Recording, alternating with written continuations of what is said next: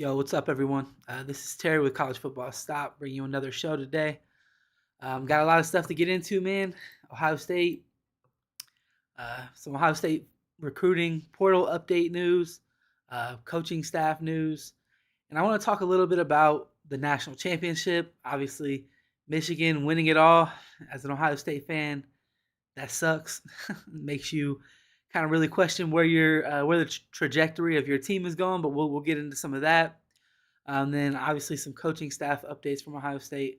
I might have already said that, my bad. But anyway, I do want to talk about a couple Ohio State players in the NFL too. So let's go ahead and get into some of that. And we'll get into the Ohio State specific stuff a little bit later in the show. But starting off, I want to talk about CJ Stroud. I don't think that there's a player in the entire football world, whether that's college football or the NFL, that I'm more happy for than CJ Stroud. I think that at Ohio State, that kid got a lot of scrutiny, myself included. I wasn't doing content when CJ Stroud was the quarterback at Ohio State, but if I was, I would have had a lot of things out on the internet right now that I would have regretted saying, to be honest with you, because of what he's doing in the NFL. Now, not these things were not necessarily not true. Like, when CJ was here, he wasn't running the ball. He wasn't kind of doing everything that he needed to do to win the game in terms of actually using his legs when needed. But I think that some of that had to do with his relationship with Ryan Day, what Ryan Day was asking him to do. Some of that probably had to do with Kyle McCord being his backup. Because what we saw from Kyle McCord was after an entire offseason after CJ Stroud left. So imagine what it looked like in practice with Kyle McCord when CJ Stroud was there. Ryan Day probably was like, look, I have a generational quarterback here, and the drop off is like astronomical. So we need to make sure that we keep him healthy. And I mean, I don't know. Obviously, he needs to do a better job at building that room, so that's not the situation. But anyway, back to CJ Stroud. His rookie year, he leads the Houston Texans to the playoffs. They were, I think, a 3-win team last year. CJ, some of his stats, man: 4,100 yards, 23 touchdowns, 5 interceptions, and he missed 2 games. CJ should be the rookie of the year. I mean, I know that Puka Nakoi, whatever his name is, having a good year, but what CJ Stroud's doing as the quarterback, he should be rookie of the year. I mean, I think there's no questions to ask. Honestly, if he didn't miss those 2 games, he would probably be in the MVP conversation. Probably still should be, but anyway, I just wanted to talk about that. Like I said, there's just not a kid that I'm more happy for, because I just think that, I don't know, man. I feel like he got a lot of scrutiny at Ohio State, and now he looks like he's having fun. Every time he's on the field, he's having fun, and he's out there just making plays and looking loose. And I don't know. I'm happy for that kid. I wish we would have won a national championship with him, because he's that good of a player. And Ryan Day just didn't put a good enough team around him to do that, specifically on defense. So, all right, moving on. One more NFL player I want to talk about, kind of sticking on the quarterbacks, Ohio State, Ryan Day quarterbacks, Justin Fields. So I want you guys to let me know in the chat. Do you think Justin Fields is going to be with the Bears next year or no? I think I just seen before I got on here that the Bears fired their OC and their quarterback coach. I know the NFL, they do things like this, like fresh new start and stuff like that, but um, to me, it's kind of tough for you to say, I'm going to fire the quarterback coach and the offensive coordinator, but then I want to get rid of you too because it was your fault. You know, I don't know. I don't think that Justin Fields is like a world beater type quarterback, but I think that if you utilize his skill set and put good players around him, I think that he can be a top 6, top 7 quarterback in the league. I genuinely do, especially when you factor in what he can do with his legs. Because honestly, like having Justin Fields and Lamar Jackson in the league at the same time is kind of crazy if you look through the history of football. Like what both of those guys are able to do athletically is something that is like really once in a generation. Just to even see 2 of those guys at the same time playing is crazy. I don't know the age difference between them. I know Lamar Jackson's been in the league a little longer than Fields, I think. And if I'm wrong about, yeah, he had to be because Lamar Jackson was winning Heisman's way back. So, but anyway, I want to move on from that. I just want to talk about that situation. Do you think that Justin Fields will be with the Chicago Bears or not? I think that he won't be, but he should be. I think the Bears are going to mess up here and they're going to go get a guy like Caleb Williams or Drake May. And I mean, I guess I don't necessarily know if that would be a mess up. They have a lot of draft stock. So I mean, I don't know, like if they use their draft stock properly and draft a quarterback, that they definitely could take a step forward.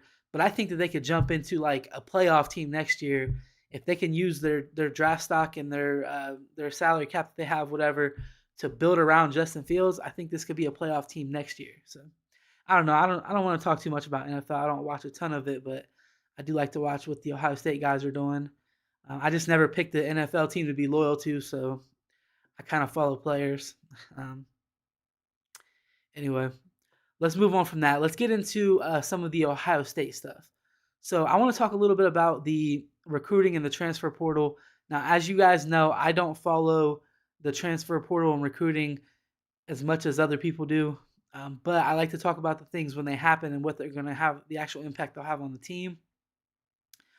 Ohio State just recently got a commitment from 2025 five-star cornerback Devin Sanchez.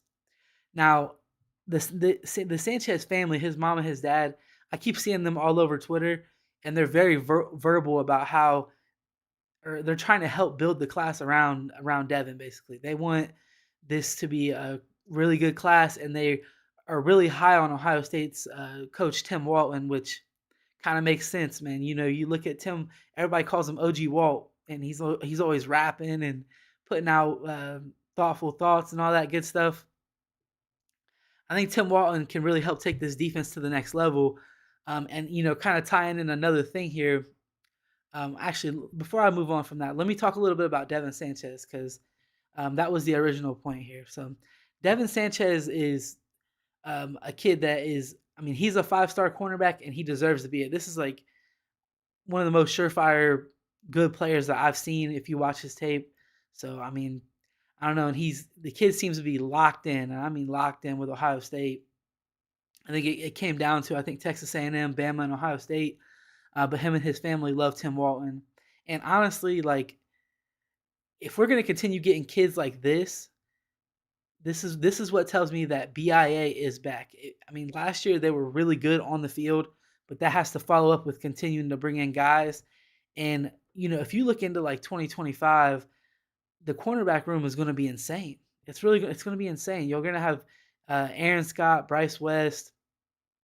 2025, Jermaine Matthews would still be here. Calvin Simpson Hunt, Devin Sanchez, and there's other guys that they're adding. I mean, you're talking about like if Tim Walton can rotate these guys, you're talking about the best cornerback unit in college football for the next 3 or 4 years, probably. Especially if a guy like Denzel Burke comes back this year and they rotate those guys in, so that way Jermaine Matthews' second year, he's basically splitting reps, but he's getting he's continuing to develop. And by the time he's a third year cornerback, I fully expect Jermaine Matthews to be like a first round pick, top 10 pick. And I don't usually say that about a kid when they're this earlier in their career and haven't played a ton. But if you just look at the way he moves on the field, and if you just look at the way that he covers guys, the attitude that he has the entire package to be a first round corner. And he's only a true freshman as of last year. So I expect that same kind of trajectory for Devin Sanchez when he gets on campus. I expect him to be looking to take reps in year one. Anyway, moving on from that, one of the big pieces of news that just came out recently, actually right after the national championship game, which we didn't talk about it. I'm avoiding talking about it because obviously Michigan winning the Natty sucks as an Ohio State fan, and I don't know how to look at it, man. I'm struggling with it, to be honest, because they were a really old football team. Jim Harbaugh took an NFL approach and tanked 2020 so that he could build his team up and get these guys to stay for 3, 4, 5 years. And if you're not a 3 or 4 or 5 year guy, we're gonna bring in one of those guys. I shouldn't even say 3, 4 or 5 or 6 year guy. We're gonna bring in one of those guys from the portal, and we're gonna replace you. And they're basically just literally men against boys out there. When you look at it, wasn't like that versus Washington, but Washington was.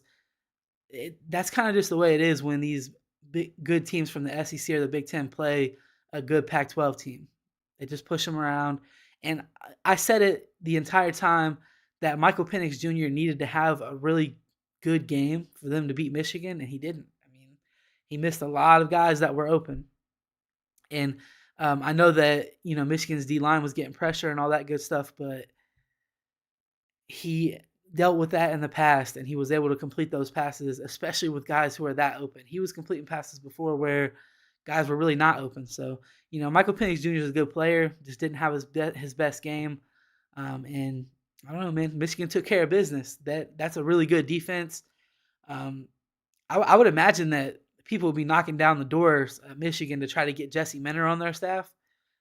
Maybe like becoming a head coach. And I mean, Jesse Minter right now has put together the best defense in college football by a wide margin, I think. I mean, maybe Ohio State's defense is up there with theirs, but because Ohio State's defense has smoke for everybody this year. That's what I've been saying this whole time. But anyway, moving on from that, like I said, we were talking about Michigan winning the Natty, but right after Michigan won the national championship, Quinshon Judkins, running back from Ole Miss, announced that he was transferring to Ohio State. And I know this is kind of old news now if you're someone who really follows the situation, follows Ohio State, but I've had some things going on the last couple of days where I couldn't get on here. But anyway, Quinshon Judkins honestly was in the conversation the past 2 years of being the best running back in college football.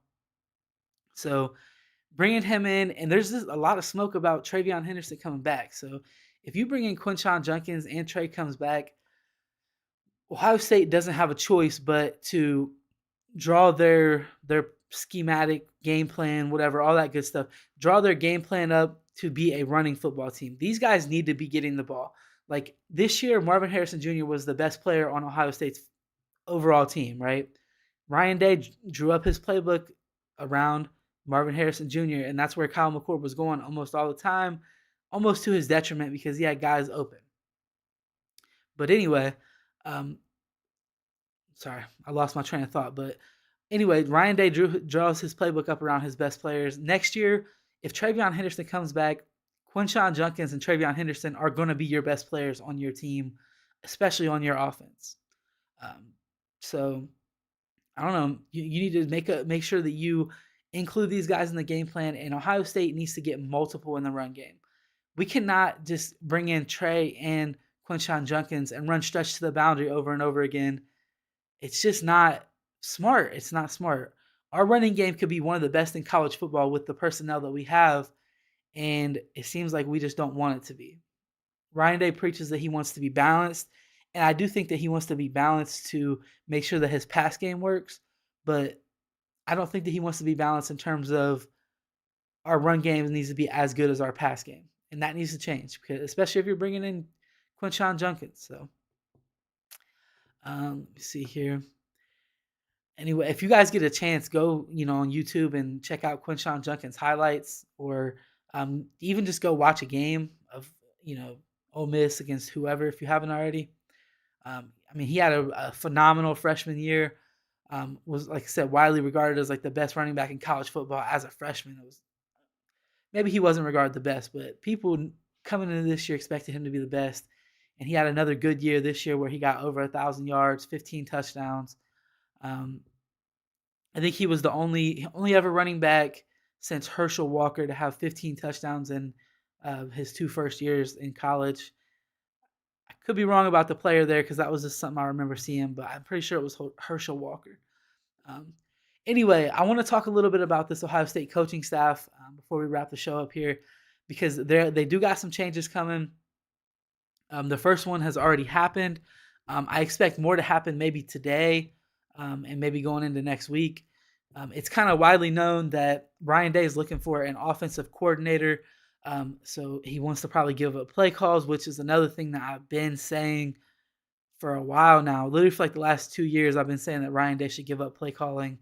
I don't think that a head coach calling plays and spending most of his time with his offense is ever going to be a thing that's going to win a national championship.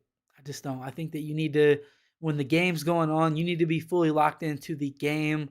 There's been multiple times where a lot of people have said that Ryan Day has gotten out coached in big games, right?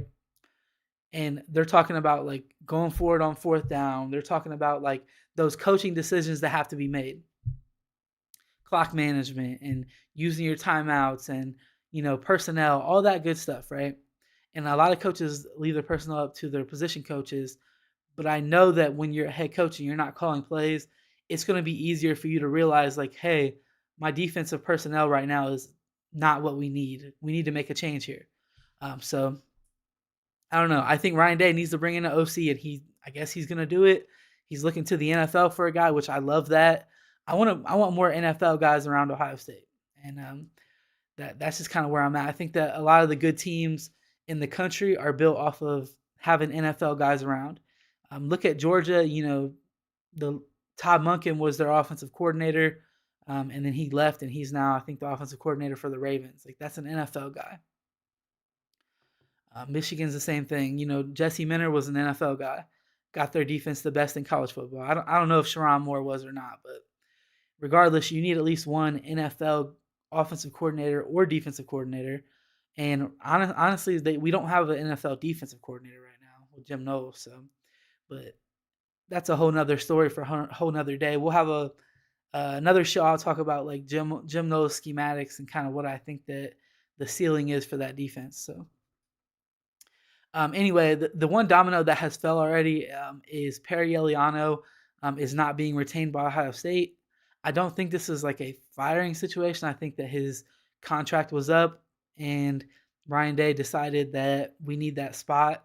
I don't even think it was a performance thing. Like, other than recruiting, Perry Eliano was developing guys. The safety units were playing well. Now, I will say that the safety units did not play well in pretty much any of the big games that Ohio State's had since Perry Eliano's been here. And I know some of that is like a victim of circumstance, but if you look back at the Georgia game, Lathan Ransom did not have a good game. He's the one who fell down to give up the touchdown. The Michigan game, Lathan Ransom, the one in what was it, 2022. Lathan Ransom kind of got beat a couple times, and honestly gave up like some huge plays and touchdowns. And then you look at the Michigan game this year, and Sonny Styles really kind of didn't have a great game. I mean, there was multiple plays where he was in the wrong spot, multiple plays where he took a bad angle and gave up big plays. So I don't know. I don't think that Ohio State was overall dissatisfied with what Perry Eliano was doing, but I do think that Ryan Day is looking to make a big overhaul on his staff, and I think that he's looking to mix up the way his defensive staff is built, probably giving Jim Knowles more autonomy, and I'm guessing maybe they want to make Tim Walton the overall secondary coach, and then bring in another position staff on the defense, which we'll see. I mean, there's a lot of rumors out there. Obviously, one thing that a lot of people talk about is elevating James Laurinaitis to a full-time coach so that he can get out there on the recruiting trail. That may be something that they look to do. I don't know. It should start coming out within the next few days, kind of what the plan is.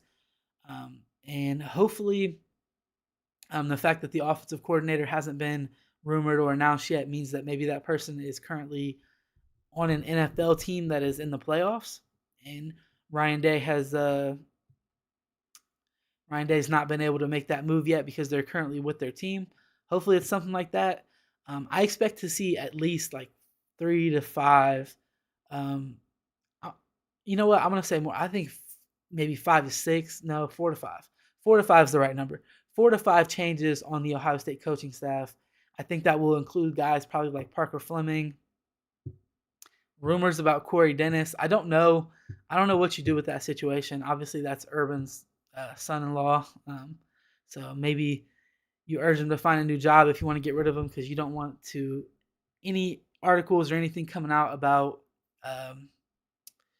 firing Urban Meyer's son-in-law, but I don't know. Anyway, they've already made the change with Perry Eliano, and then um, I don't know.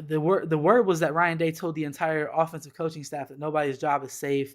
Basically, I think the plan is to bring in an offensive coordinator, and if that offensive coordinator wants to bring his guy, or if that offensive coordinator doesn't like what you do, he's going to make that choice. It's kind of a cop out, I think, so Ryan Day doesn't have to fire all of his friends, or it's a couple guys that are his friends, and maybe one guy that he um, has been with Ohio State for a while. I don't know, man.